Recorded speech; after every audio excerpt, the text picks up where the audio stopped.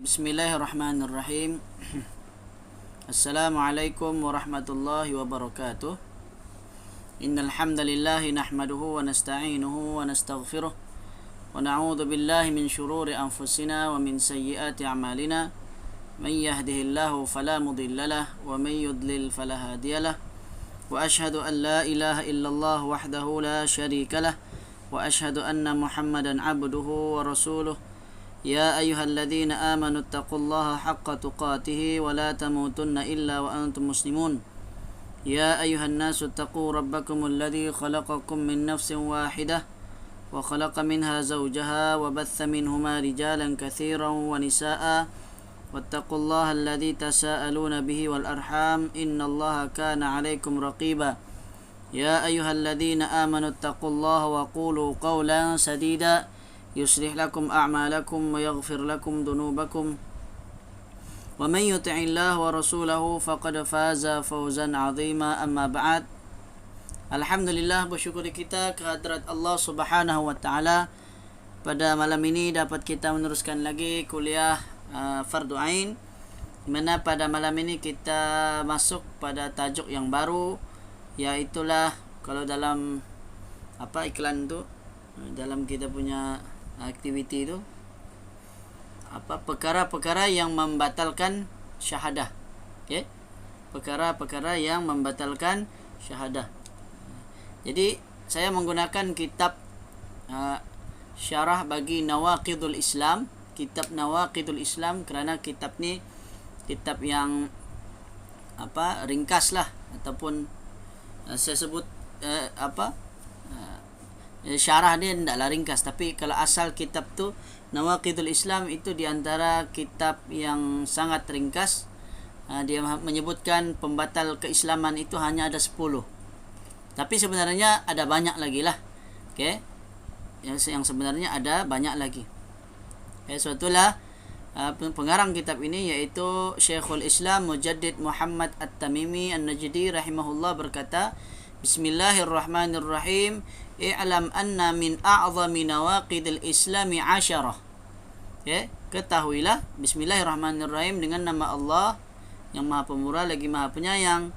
Ketahuilah bahawa termasuk pembatal keislaman terbesar, a'zam ni yang terbesar. Okay? Ada 10, maksudnya masih banyak lagi yang lain lah, cuma ini diantara yang paling besar, yang terpenting, yang kalau boleh kita kena tahu, ataupun mungkin boleh jadi juga ini yang di antara pembatal keislaman yang banyak berlaku di kalangan masyarakat. Okay?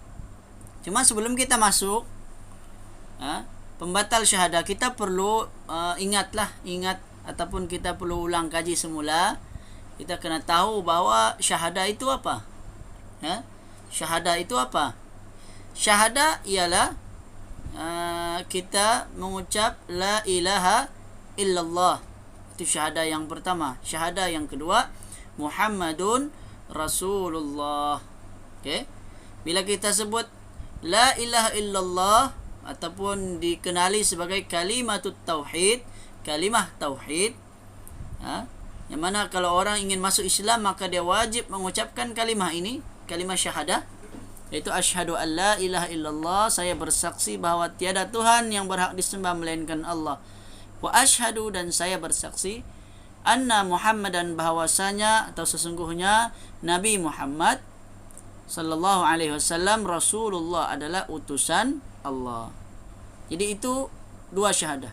Dan dalam kalimah la ilaha illallah itu sendiri terkandung dua rukun. Okay? Ada dua rukun dalam kalimah la ilaha illallah, atau nama lain bagi kalimah la ilaha illallah, kalimatut tauhid. Ada juga ulama yang menamakannya sebagai kalimatut tayyibah, kalimah at-tayyibah. Okay? Ada juga yang menamakan sebagai al-urwatul wuthqa. Ada juga yang menamakan sebagai kalimatut taqwa. Semuanya berdasarkan ayat-ayat Al-Quran dan juga hadis-hadis Nabi lah. Okay? Jadi ringkasnya la ilaha illallah ada dua rukun. Siapa yang masih ingat? Siapa tahu? Kalau boleh saya ingin dengar dululah di antara siapa yang tahu apa rukun la ilaha illallah. Siapa boleh jawab? Siapa boleh jawab dapat hadiah. Umi bagi hadiah, insyaallah. Oke, ada 2 rukun. 2 saja, tidak susah mau ingat. Kalau solat tu ada 13 rukun, lagi susah. Oke, alhamdulillah ada yang jawab. Cikgu Sarida. Dia jawab isbat dan nafi. Ya, betul. Itulah jawapannya. Oke. Jadi Umi bagi hadiah. Oke. Jadi 2 rukun la ilaha illallah adalah isbat dan nafi. Oke, isbat dan nafi. Yang mana dulu? Isbat dulu kan?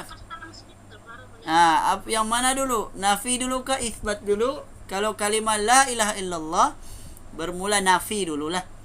Kerana kalimat la ilaha, tiada Tuhan. Itu adalah kalimat la. La tu la li nafiyah. Dalam bahasa Arab disebut la nafiyah. La penafian. La yang bermaksud tiada ataupun jangan ataupun tidak ada. Ataupun tidak boleh. Okey, itu maksud la.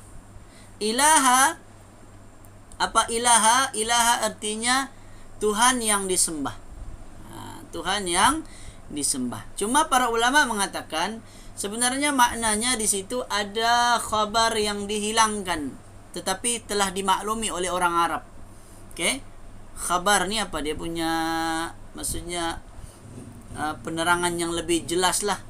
Maksudnya tiada Tuhan yang disembah. Apa yang maksud tiada Tuhan yang disembah? Kan? Jadi para ulama mengatakan kalau sekiranya di-i'rabkan ataupun ditanya satu persatu maksud ilaha di situ, sebenarnya maksudnya ada khabar yang dihilangkan, yaitulah al-ma'budu bihaqqin. Al-ma'bud bihaqqin. Jadi la ilaha, tiada Tuhan, la ma'bud bihaqqin. Tidak ada yang disembah dengan sebenar-benarnya. Tidak ada yang berhak disembah maksudnya. Okey? Sebab kalau kita sebut tiada Tuhan yang disembah, maka kalau kita fikir secara logik, Tuhan yang disembah ada banyak kan?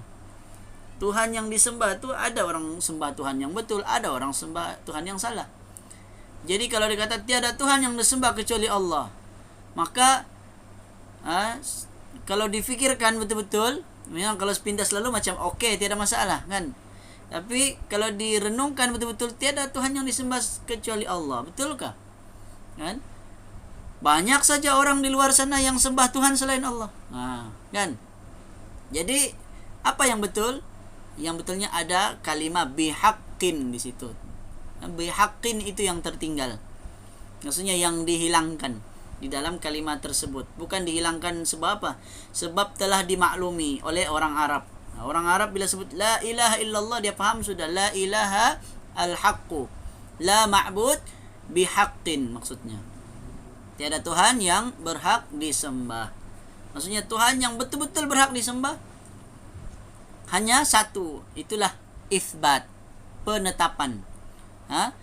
Hanya menetapkan yang berhak disembah illallah, kecuali Allah.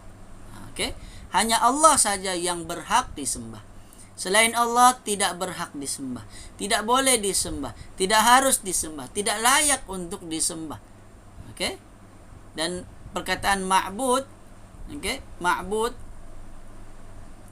yang disembah di situ, maksud ma'bud daripada perkataan abada ya'budu ibadatan, perkataan ibadah, daripada ibadah lahirnya perkataan hamba kan. Jadi menghambakan diri kita kepada Allah, hanya Allah saja yang layak untuk kita hambakan diri kepadanya. Kan?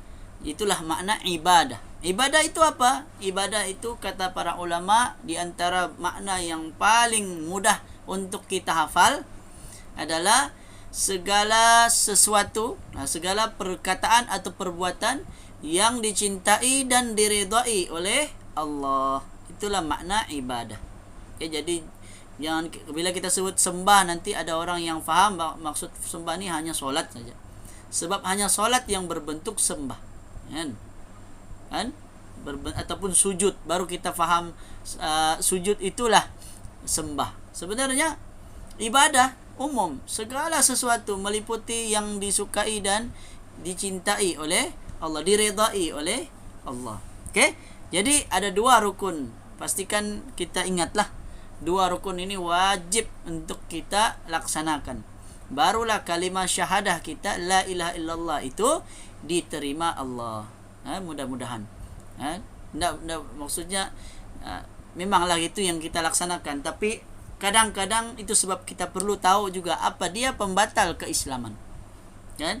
Manakala Muhammadur Rasulullah, Muhammad itu adalah utusan Allah. Di situ kata para ulama secara ringkasnya, maksudnya Nabi Muhammad adalah utusan Allah. Maksudnya bila kita tahu Allah itulah satu-satunya Tuhan yang berhak disembah, maka bagaimana cara kita menyembah Allah sudah tentu dengan cara yang diajarkan oleh Nabi Muhammad sallallahu alaihi wasallam. Bila kita menyembah Allah bukan dengan cara atau dengan syariat Nabi Muhammad, kita ikut syariat Nabi Musa, maka ibadah kita tidak diterima kerana kita tidak mengikuti Nabi Muhammad. Sebetulnya orang Yahudi, orang Kristen, kalau sekiranya mereka mengikuti agama Nabi Isa betul-betul, orang Yahudi ikut agama Nabi Musa yang betul-betul pada zaman tu, sekarang pun mereka ikut, mereka tidak mensyirikkan Allah contohnya, maka adakah keislaman mereka diterima? Adakah keimanan mereka diterima? Jawabnya juga tidak diterima, kerana wajib mereka menerima Nabi Muhammad sallallahu alaihi wasallam sebagai utusan Allah. Kerana itu juga diterangkan di dalam kitab-kitab mereka. Bagi mereka yang mengkaji dalam perjanjian lama, dalam perjanjian baru ataupun Taurat dan Injil, itu sebenarnya sudah ada dalam ayat-ayat tersebut yang menunjukkan bahawa akan ada nabi akhir zaman, nabi yang terakhir, nabi yang diberi nama Ahmad atau nabi yang disebut sebagai Muhammad, yang mana nabi itu adalah nabi yang terakhir yang hendaklah diikuti oleh seluruh manusia. Okey, iaitu pada akhir zaman lah. Kalau orang tu lahir ketika belum ada Nabi Muhammad, maka dia kena ikut nabi sebelum tu.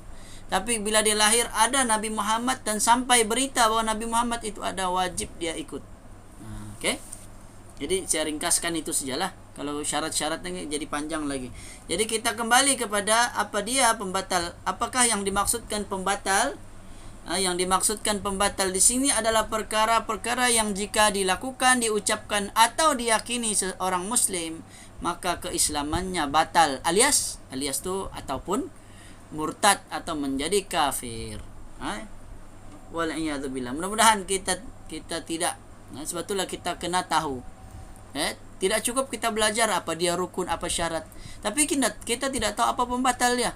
Maka akhirnya dikhawatiri, ditakuti kita telah melakukan ataupun meyakini satu keyakinan atau satu perbuatan yang menyebabkan kita terkeluar dari agama Islam. Wal'iyadzubillah. Yang batal bukanlah agama Islam, tapi keislaman yang ada pada seseorang. Bukan Islam tu yang batal, tapi penganut agama Islam tu menjadi tidak Islam. Islam tetap ada. Okay? Banyak ayat yang menunjukkan akan adanya perubahan status muslim menjadi kafir ataupun murtad. Antaranya Allah berfirman, innal ladzina irtaddu ala adbarihim min ba'di ma tabayyana lahumul huda asyaitanu sawwala lahum wa amla lahum. Sesungguhnya orang-orang yang murtad, yakni kembali ke belakang setelah jelas baginya petunjuk, telah ditipu syaitan dan dipanjangkan angan-angannya. Surah Muhammad surah ke-47 ayat 25. Allah berfirman juga dalam ayat yang lain, innal ladzina kafaru ba'da imanihim thumma izdadu kufran lan tuqbala taubatuhum wa ulaika humud dhallun. Maksudnya, sesungguhnya orang-orang yang kafir setelah beriman kemudian bertambah kekafirannya, nescaya taubat mereka tidak akan diterima dan mereka adalah orang-orang yang sesat. Surah Ali Imran ayat 90. Okey. Jadi ayat ini sebut kafaru ba'da imanihim. Dia menjadi kafir setelah dia beriman. Maksudnya orang yang beriman atau orang yang telah memeluk agama Islam bukan bermakna dia akan kekal selama-lamanya, ataupun dia tidak takut dia tidak perlu bimbang lagi. Bila dia sudah masuk Islam maka confirmlah dia Islam. Tidak. Ada perkara-perkara yang boleh membatalkan keislamannya. Seperti mana orang yang berkahwin juga ada perkara yang boleh menyebabkan terbatalnya perkahwinan, kan? Ya, menyebabkan boleh jatuhnya talak contohnya. Ada dalam pelajaran munakahat lah. Ya, kalau kita pelajari ada. Bahkan tidak boleh bermain-main. Bermain pun betul-betul jatuh. Kan? Orang main-main pun tetap dikira walaupun bermain-main, tidak boleh. Tetap jatuh. Suatu sekarang kalau orang berlakon dia tidak boleh lagi sebut main-main, konon-konon nikah, tidak boleh, sebab dia akan jadi betul-betul. Ataupun dia berlakon talak, dia berlakon dia kasih cerai, maka itu pun boleh menyebabkan jatuh dia punya talak, jatuh cerai. Kalau sekiranya yang berlakon tu betul-betul suami isteri, kan? Itu jangan, tidak boleh dibuat main-main. Maka kalaulah dalam hal perkahwinan pula tidak boleh bermain-main, tidak boleh berlakon pun. Bagaimana berlakon menjadi orang kafir, berlakon sembah patung, berlakon konon-konon buat syirik, maka juga tidak boleh. Itu juga boleh menyebabkan orang tu jatuh keislaman dia, terbatal keislaman dia. Itu sebab penting untuk kita pelajari. Okay? Orang berlakon pura-pura konon-konon jadi jahat dia, jadi orang kafir dia pergi sembah berhala, jatuh keislaman dia, ya jatuh. Sebab dia buat betul-betul. Tidak boleh, dalam hal ini tidak boleh bermain-main. Okay? Jadi itu kena hati-hati. Jadi banyak para pelakon di luar sana yang kadang-kadang dia berlakon jadi orang jahat, dia buat betul-betul, maka sebenarnya islaman dia perlu mengucap semula. Tak boleh, walaupun sekalipun berlakon, dia kata Allah main-main je, tak boleh. Dalam Islam tiada namanya main-main, bergurau. Bergurau pun, tapi kalau jelas perkara tersebut, maka dia dikira jatuh. Maka suatu tidak boleh bermain-main. Kata Syekh, ketahuilah bahawa termasuk pembatal terbesar keislaman seseorang itu ada 10, menunjukkan bahawa pembatal keislaman ada banyak. Tapi yang beliau sebutkan 10 kerana ini yang perlu diwaspadai, yang banyak terjadi di tengah manusia, di kalangan manusia. Apa dia yang pertama? Baru satu. Al-awwalu asyirku fi ibadatillah, wad dalilu qaulullah ta'ala innallaha la yaghfiru an yushraka bihi wa yaghfiru ma duna dhalika liman yasha wa minhu adh-dhabha li ghairillah kaman yadhbahu lil jinni aw lil qabri. Ini yang pertama. Apa dia? Yang membatalkan keislaman yang pertama, yakni membatalkan syahadah yang pertama lah, yang la ilaha illallah, yaitulah beribadah syirik dalam beribadah kepadanya, kepada Allah. Dalilnya Allah berfirman, innallaha la yaghfiru an yushraka bihi wa yaghfiru ma duna dzalika liman yasha. Ayat Quran ni kalau boleh kita hafal, wajib kita hafal. Kenapa? Karena Allah kata sesungguhnya Allah tidak mengampuni dosa syirik. La yaghfiru, tidak mengampunkan, an yushraka bihi, iaitu sesiapa jua yang mensyirikkannya. An yushraka bihi, ya ini umum. Umum, ayat ni umum. Sesiapa jua yang mensyirikkan Allah. Siapa yang an yushraka bihi, tidak akan diampunkan. Wa yaghfiru, dan Allah mengampunkan, maduna, apa yang selain zalika, demikian, selain dari itu, liman yasha, bagi sesiapa yang dikehendaki oleh Allah. Maksudnya dosa selain syirik, kalau Allah kehendaki untuk Allah ampunkan, maka Allah ampunkan. Tapi dosa syirik, adakah Allah berkehendak ampunkan? Allah tidak akan ampunkan. Dan yang dimaksudkan di sini adalah syirik yang besar lah, syirik akbar. Cuma ayat ni umum, sehingga itu ada ulama yang mengatakan termasuklah syirik kecil juga. Cuma bezanya syirik kecil syirik kecil dia berdosa besar, tetapi dia tidak kekal dalam api neraka. Berbeza dengan syirik besar, dia kekal di dalam api neraka. Kalau orang yang buat syirik kecil, maka dia tidak kekal di dalam api neraka. Tapi orang yang buat dosa besar, maka dia kekal di dalam api neraka. Wal'iyadzubillah. Okay? Di antara syirik adalah menyembelih untuk selain Allah. Maka Syekh memberi contoh. Contoh syirik apa dia? Menyembelih untuk selain Allah. Ini contoh. Contoh ibadah. Okay? Jadi menyembelih termasuk ibadah. Okay? Menyembelih termasuk ibadah. Seperti menyembelih untuk jin atau untuk orang yang telah mati, atau lil qabri, disebut lil qabri, kepada kubur. Maksud kubur di sini maksudnya kepada orang yang telah mati lah, bukan kubur tu. Orang yang menyembelih untuk kubur, bukan maksudnya untuk kubur tanah tu, untuk batu nisan, tidak. Tapi untuk orang yang ada di dalam kubur itu. Itu yang menyebabkan syirik. Dan ini di kalangan masyarakat, mungkin di pedalaman sana masih ada. Mungkin di sebelah Tawau, kan di sebelah Sempurna, Lahad Datu, ada kawan-kawan yang tunjuk di sebelah, di pulau-pulau tu, mereka orang-orang sana ada yang memang jadi kebiasaan. Kalau pergi kubur-kubur sana, ada banyak ayam hitam mati di sana. Banyak disembelih di sana sebab mereka minta hajat sesuatu. Ada saja mereka buat. Dan itulah kesyirikan yang masih berlaku di kalangan masyarakat. Okay? Syarahnya, Allah tidak mengampuni dosa syirik, menunjukkan bahwa orang yang musyrik gugur seluruh amalannya dan kekal dalam neraka. Tapi maksudnya syirik yang besar. Seluruh ibadahnya, baik solat, puasa, zakat, sedekah, haji, umrah, serta ketaatan lainnya akan dihapuskan pahalanya. Maksudnya rugilah. Rugi. Allah berfirman, وَلَقَدْ أُوحِيَ إِلَيْكَ وَإِلَى الَّذِينَ مِنْ قَبْلِكَ لَإِنْ أَشْرَكْتَ لَيَحْبَطَنَّ عَمَلُكَ وَلَتَكُونَنَّ مِنَ الْخَاسِرِينَ. Surah Az-Zumar, surah ke-39, ayat 65.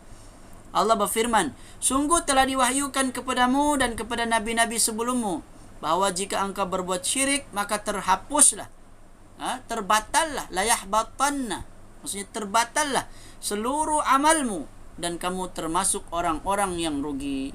Rugikah tidak? Rugilah. 40 tahun beribadah, semuanya hilang pahala, sia-sia. Kenapa? Kerana telah mensyirikkan Allah. Wala'iyatubillah.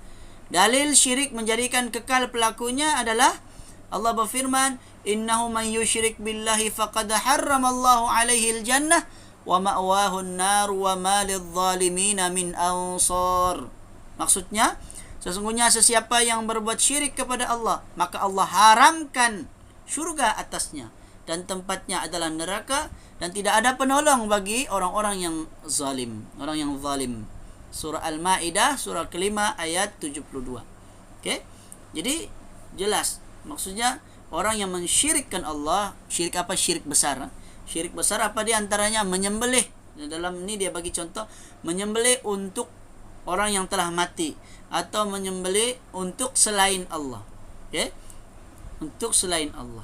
Maka jika bersembelih, maka pastikan menyembelih itu adalah untuk Allah. Sebab itu kita sebut bismillah, kan? Allahu Akbar. Kita pun sembelih. Okay? Maka sembelih itu pastikan ada sebut bismillah dengan nama Allah. Kalau dia sebut dengan nama apa? Orang, maka dia jadi syirik dan haram memakan makanan sembelihan tersebut. Bahkan dia telah melakukan dosa besar, wajib mengucapkan kalimat syahadah. Kena masuk Islam balik. Sebab dia telah terbatal keislamannya kerana telah menyembelih untuk selain Allah. Okay? Yang dimaksudkan orang zalim di dalam ni adalah orang musyrik. Disebut zalim kerana menempatkan ibadah yang seharusnya dipersembahkan kepada Allah justru diserahkan kepada selainnya. Inilah sebesar-besar kezaliman. Sebagaimana ucapan hamba yang saleh, yaitu siapa? Luqmanul Hakim kepada anaknya, ya bunai la tusyrik billah innasyirka la zulmun azim. Wahai Ananda, Ananda anakku lah, ya bunai. Ya bunai ini dalam bahasa Arab maksudnya wahai anakku yang apa, yang ku sayangi. Macam gitulah lebih kurang. Maksudnya perkataan bunai ini perkataan yang lembut. Perkataan yang sangat lembut, yang kalau orang Arab dengar maka macam manja lah, dimanjakan, macam gitulah. Ya bunai, ini perkataan yang sangat, wahai Ananda. Terjemahan dia pun cantik juga. Kamu jangan berbuat syirik kepada Allah, Kerana kesyirikan itu adalah kezaliman yang paling besar. Jadi zalim ada banyak. Yang paling besar apa dia? Syirik lah. Surah Luqman surah ke-31 ayat 13. Ingat 3113. Kan?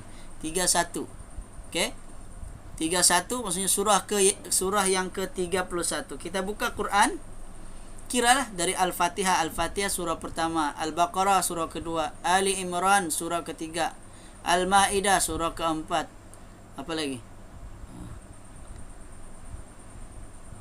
An-Nisa surah kelima dan seterusnya. Okey? Dia kira itulah sampai yang ke-31 adalah surah Luqman. Allah berfirman, ayat Allah,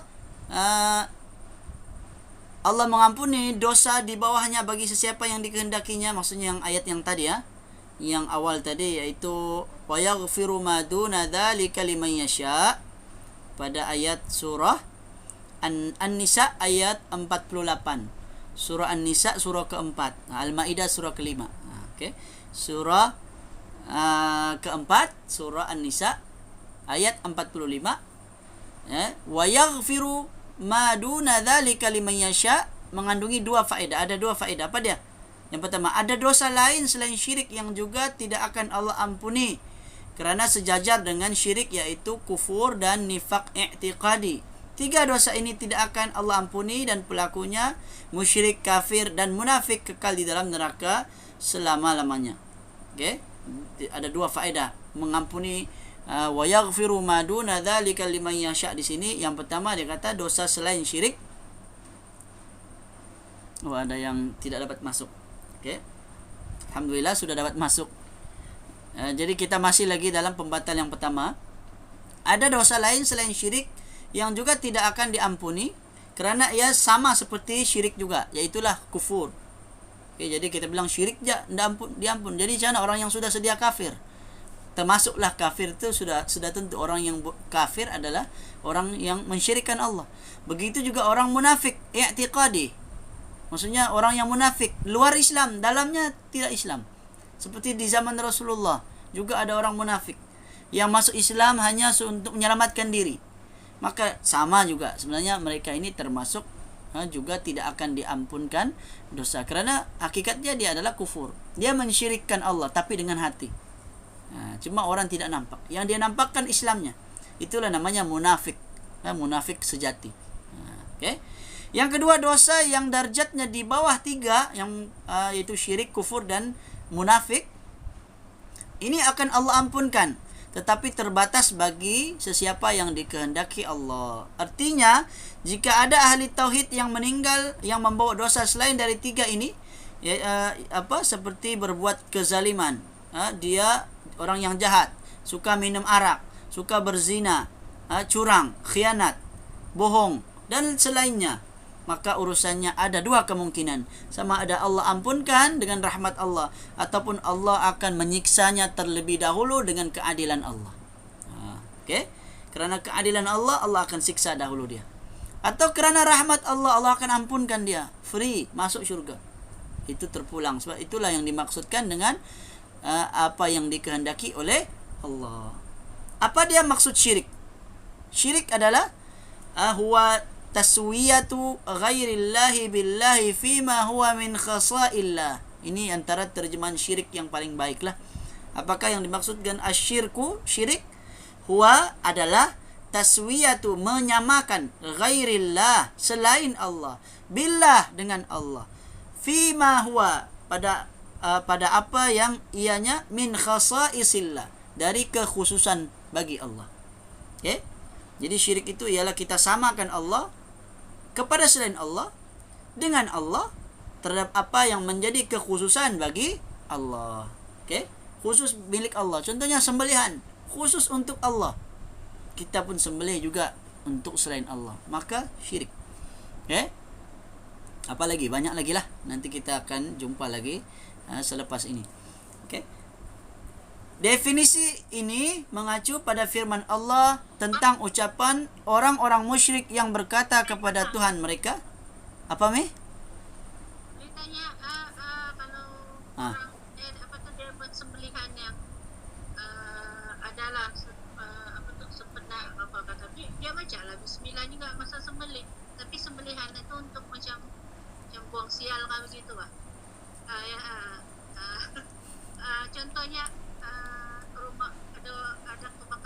kan. Ah. Jadi ada adat tuh kan bila kebakaran tuh orang kena sembelih ayam. Begitu. Ya, tapi bila dia sembelih dia baca lah bismillah. Baca bismillah, tapi untuk siapa? Menyembelih. Untuk siapa? Dia mesti ada alasan. Kebanyakan orang menyembelih dia ada alasan dia. Kalau alasan dia untuk buang sial, sial itu datang dari siapa? Hah? Dia mesti ada keyakinan tuh. Kalau dia keyakinan dia bahwa sial itu datang, kemudian dia menyembelih kerana apa? Kerana yang membawa sial tuh. Tidak boleh, sebab keyakinan tentang sial, ini ada juga sebenarnya dalam masalah tatayyur. Tatayyur dalam Islam dipanggil tatayyur, ya ini menganggap sesuatu itu membawa nasib malang atau sial lah, membawa kesialan kan, macam kasar sedikit kalau sebut sial, membawa malang lah macam gitu. Okay? Jadi dalam Islam tidak ada yang namanya kesialan atau nasib malang, kerana semuanya adalah takdir dari Allah Subhanahu wa taala. Tak boleh kita berkeyakinan ada sesuatu yang membawa malang. Lepas itu macam mana cara menghindarkan malang tersebut? Sudah tentu dengan kalau ada satu perkara buruk berlaku, maka hendaklah kita minta perlindungan kepada Allah, bukan kepada sesuatu selain Allah. Kalau dia ada keyakinan dengan dia melakukan sesuatu ini, contoh dia sembelih, nanti sial itu akan hilang, itu sebenarnya bukan ditujukan kepada Allah kan. Kalau dia tujukan kepada Allah kan,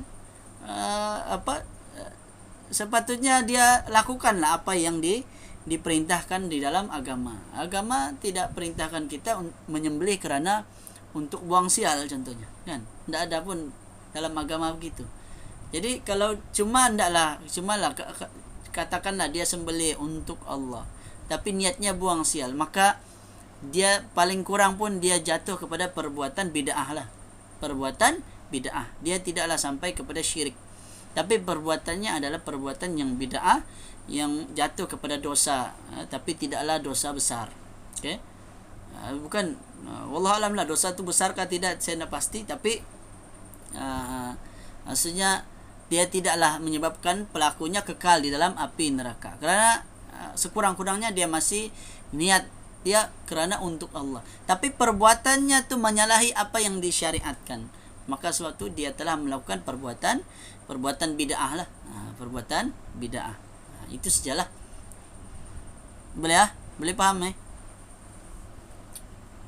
saya sambung sikit lagi lah. Okey, kita habiskan dulu yang pertama ni. Definisi, berdasarkan firman Allah, tallahi in kunna lafi dhalalim mubin in nusawwikum bi rabbil alamin. Demi Allah kami dulu benar-benar sesat kerana telah menyamakan kalian dengan Rabb Tuhan semesta alam. Surah Asy-Syu'ara surah ke-26 ayat 97 hingga 98.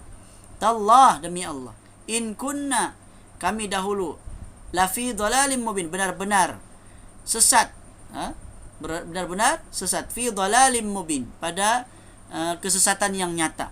In id nusawwikum, kerana apa?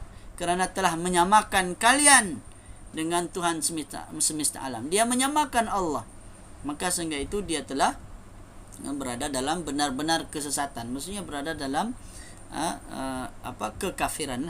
Okay? Maksud definisi ini adalah menyamakan rububiyah Allah, uluhiyah Allah, dan juga asma dan sifat dengan selainnya. Okay? Rububiyah Allah ni maksudnya perbuatan Allah. Dia samakan, maksudnya ada yang mencipta selain Allah, sedangkan yang mencipta hanya Allah. Mentadbir, mengatur urusan, memberi manfaat, menolak mudarat, itu semua datang dari Allah. Kalau dia kata ada selain Allah yang boleh bagi manfaat, boleh menolak mudarat, maka dia telah mensyirikkan Allah dalam rububiyah. Jadi macam tadi itulah, dia mau sembelih, dia beranggapan sial itu datang, tapi sial tu, adakah dia kata sial tu datang dari mana? Kalau dia kata datang dari sekian-sekian, maka dia telah berkeyakinan yang tidak benar lah, salah. kan? Bahkan keyakinan itu boleh membawa kepada syirik juga. Okay? Boleh membawa kepada syirik. Kalau sekiranya contohlah kan, kalau dalam dalam hadis menyebut kan, para ulama menyebutkan bahawa tatayyur itu kepercayaan nasib malang seperti yang dilakukan oleh orang Arab. Biasanya mereka simpan burung. Dia simpan burung, kemudian dia akan lepaskan pada hari mereka ingin melakukan perjalanan yang jauh. Mereka lepaskan burung tersebut. Apabila burung itu terbang ke depan atau ke kanan, maka mereka kata ini petanda baik. Kemudian apabila burung itu terbang ke kiri atau ke belakang, maka dia kata ini petanda buruk. Maka mereka batalkan perjalanan. Ini kata Nabi termasuk kesyirikan. Itulah dipanggil tatayyur. Tatayyur daripada perkataan tayrun, yaitu burung. Tatayyur menganggap ada burung itu membawa nasib. Boleh menunjukkan adanya nasib baik atau nasib malang. Sedangkan tidak, dalam Islam menolak semua keyakinan begitu, kerana itu adalah merupakan keyakinan jahiliyah. Keyakinan orang-orang dahulu sebelum datang Islam. Okay, maka Islam datang membuang semua itu. Apalagi dalam surah Yasin pun ada tentang orang-orang Bani Israel yang mengatakan Nabi Musa membawa malang. Kan? Nabi Musa ni membawa nasib malang, dia kata. Sedangkan tidak ada, bukannya Nabi Musa, semuanya telah ditentukan, telah ditakdirkan oleh Allah Subhanahu Wa Taala. Tidak boleh kita tuduh pada seseorang bahawa orang ni tidak bagus, dialah yang menyebabkan kita semua malang. Tidak boleh. Dalam Islam tidak ada begitu. Okay? Semua apa yang berlaku telah ditakdirkan oleh Allah. Cuma kita boleh mengubahnya dengan kita berusaha. Maksudnya apa yang kita usahakan memang termasuk sudah di bawah kehendak, di bawah takdir Allah. Okay? Dan Allah takdirkan setiap sesuatu tu ada asbab-asbab dia, sabab musabab dia. Kan? Allah takdirkan sesuatu itu, kan? Contoh makan kenyang, kan? Mandi basah, bakar terbakar lah, kan? Dan seterusnya. Itu semua sunnatullah yang memang telah Allah takdirkan. Okay? Seterusnya, di antara syirik adalah menyembelih untuk selain Allah, seperti orang yang menyembelih untuk jin atau untuk orang yang telah mati. Dalilnya fasalli li rabbika wanhar. Allah berfirman dalam surah Al-Kautsar, surah ke-108 ayat 2. Fasalli, maka salatlah kamu, li rabbika, kepada Tuhanmu, wanhar, dan menyembelihlah. Maksudnya berkorbanlah. Okay? Sisi pendalilannya, istidlalnya adalah ketika Allah menyandingkan, menyanding tu apa? Dia sandingkan salat dengan menyembelih. Dia samakan. Dia kasih sandingkan antara solat dengan sembelih, menunjukkan akan kesamaan hukum, iaitu sama-sama merupakan ibadah. Li rabbik fasalli li rabbika wanhar. Maka solatlah untuk Tuhanmu dan berkorbanlah. Maka korban atau sembelihan termasuk ibadah. Bila ditujukan kepada selain Allah, maka menjadi menjadi syirik. Kaedah menyatakan ibadah apapun yang dipalingkan untuk selain Allah maka adalah kesyirikan. Yang paling jelas yang kita selalu baca dalam dalam doa iftitah, apa kita baca? Inna salati wa nusuki wa mahyaya wa mamati lillahi rabbil alamin la syarika lahu wa bidzalika umirtu wa ana minal muslimin. Atau dalam ayat Quran, wa ana awwalul muslimin.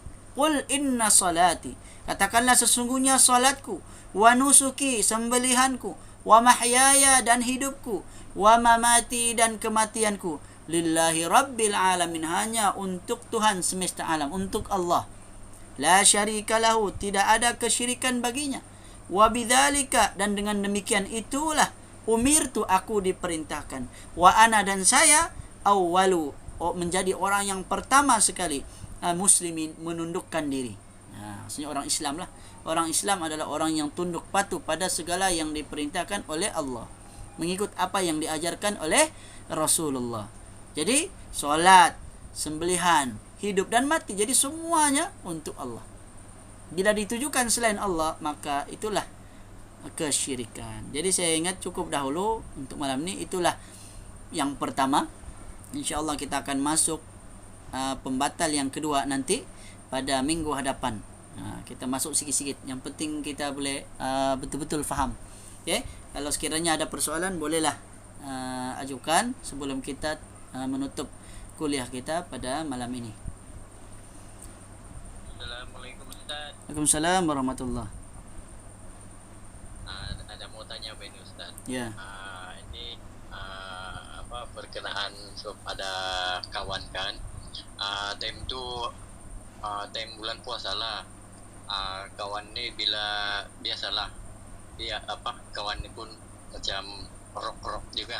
Rock. Jadi dia ini kedapatan oleh pegawai petugas jadi ditanyalah kan, kebetulan kami ada di situ juga.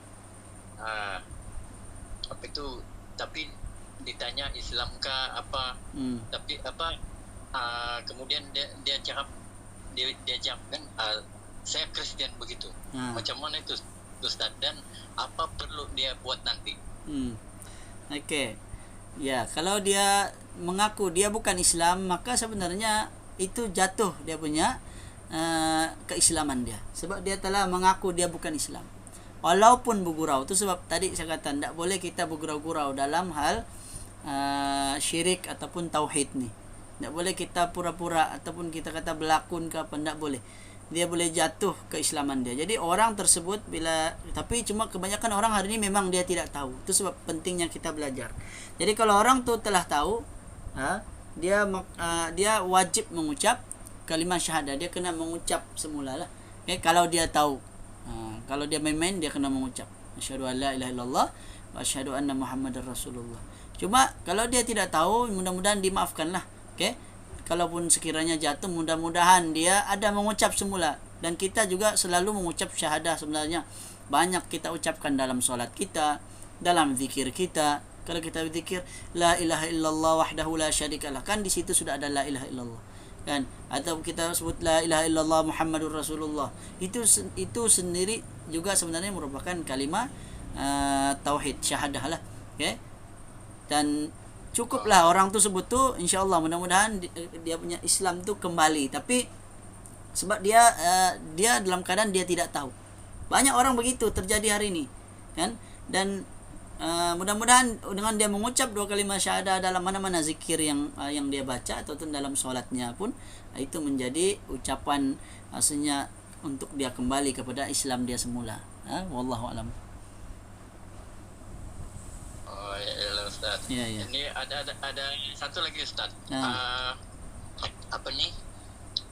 Kawan saya juga kemudian datang pergi rumahnya lah. Kebetulan dia menjemput lah, pergi rumah lepak-lepak dengan kawan-kawan juga lah lain. Jadi kawan ada lain tanya, dia jawab, kau sendiri siap kan? Orang rumah mana? Terus dia bilang orang rumah jalan. Nah sekarang saya bujang lain ni, dia jawab gitu. Itu Ustaz boleh jatuh itu Ustaz. Okey. Kalau dia jawab saya bujang sekarang ni. Okey, dalam masalah ini masuk masalah perkawinan lah. Kalau dalam perkawinan, talak tu terbagi menjadi dua. Satu talak yang ataupun lafaz talak yang sharih, satu kinayah. Lafaz sharih ni yang jelas lah. Kalau orang dengar memang orang faham sudah, dia ceraikan. Kan dia bermaksud untuk menceraikan. Tapi kalau dia sebut ucapan kinayah, kalimah lafaz yang samar-samar, kinayah ni maksudnya macam double meaning lah, kan? Double meaning. Itu kembali kepada maksud. Kembali kepada niat. Dia kembali kepada niat yang mengucapnya. Kalau memang dia berniat untuk menceraikan, maka jatuhlah talak. Tapi kalau sekiranya dia tidak berniat, maka tidak jatuh talak. Okey. Jadi kalau dia main-main, dia bujang, dalam hati dia memang dia bukan berniat pun untuk ceraikan istrinya, maka tidak jatuhlah, dia tidak jatuh. Dia tidak dikira sebagai lafaz talak. Dan kalaupun dikira sebagai lafaz talak, tapi dia lafaz yang kinayah, yang masih bergantung kepada niat orang yang mengucap tersebut, orang yang mengatakannya. Okey, wallahu alam. Okey Ustaz, terima kasih Ustaz. Sama. Ada lagi? Assalamualaikum Ustaz. Waalaikumsalam warahmatullahi. Ya, Makcik Rusia. Kalau mengenai pula itu tadi tu kan yang macam perkawinan, mengenai perkawinan tu, Ha. kalau misalkan apa pula hukumnya ataupun dia letak di mana atau hukumannya itu kalau sekiranya pada dua pihak itu dia ada orang bilang berpenyakit. Berpenyakit, Maksudnya dia macam ada gangguan. ada gangguan. Apa maksudnya semua? Dari segi itu dia mengatakan dia sudah bercakap, saya tidak mau dia sudah. Habis saya sudah cerai dia.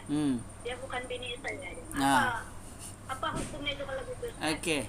Kalau orang yang mengucapkannya maksudnya bukan dengan kehendak dia lah, kan. Contohnya orang tu mabuk ataupun macam orang kerasukan. Maka di situ kembali juga kepada niat di situ.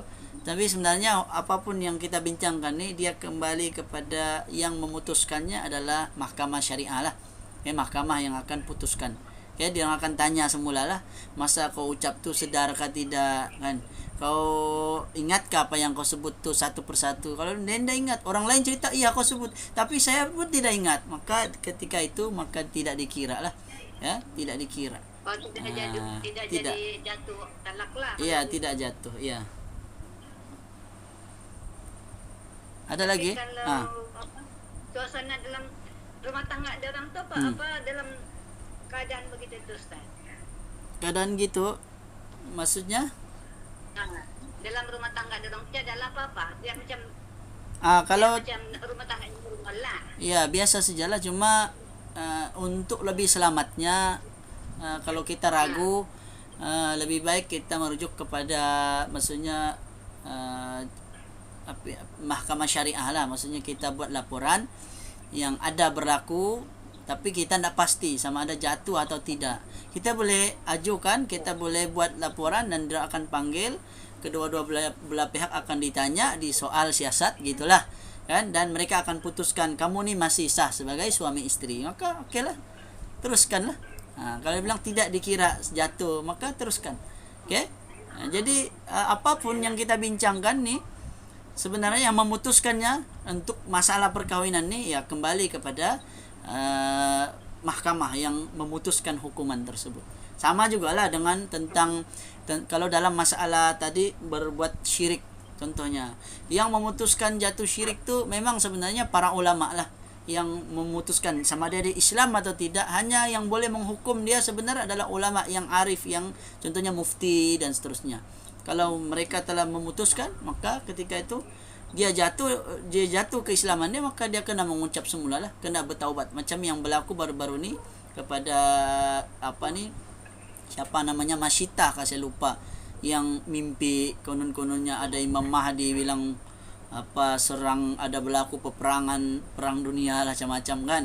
Akhirnya dia pun dinasihati dan baru minggu lepas ada dia punya majlis taubat dia, kan, istitabah dia panggil.